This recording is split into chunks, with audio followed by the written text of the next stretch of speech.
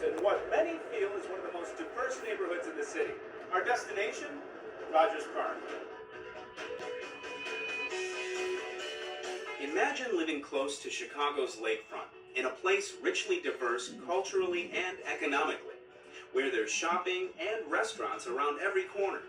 That place really exists. On Chicago's most northerly edge, it's the neighborhood of Rogers Park. To educate us about this eclectic community is Mark Roth of CenterStageChicago.com, an internet site devoted to taking web surfers around the city on a virtual L. So Mark, what makes Rogers Park such a great destination?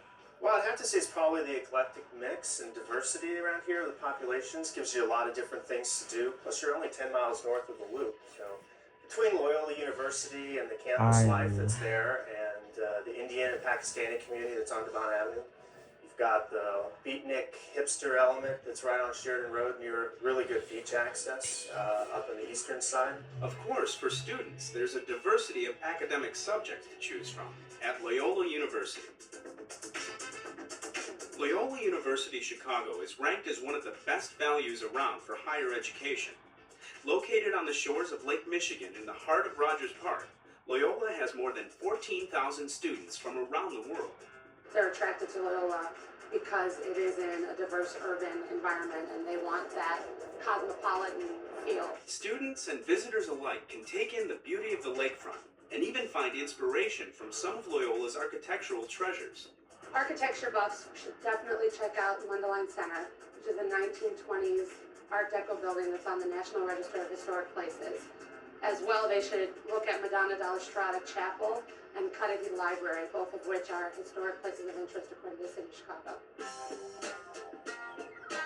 To get a closer look at the history of Rogers Park, there's one place that has it all. The Rogers Park West Ridge Historical Society has documented the growth of Rogers Park. Our mission for the Historical Society is to gather and preserve the history of this area. And over the last 29 years, we've gathered over 7,000 photos going back to the 1870s. In 1893, Rogers Park was officially annexed to the city of Chicago. Before and ever since that time, immigrants from around the world have made this area north of Chicago their home. There was originally mostly European settlers, and then over the years, like more recently, there's been a lot more of the Orthodox Jews. There's been burgeoning of the Indian and Pakistani community out on Devon, which is why Rogers Park is one of the most culturally diverse neighborhoods in Chicago, if not America. Devon is the perfect avenue to take for that multicultural experience you won't soon forget.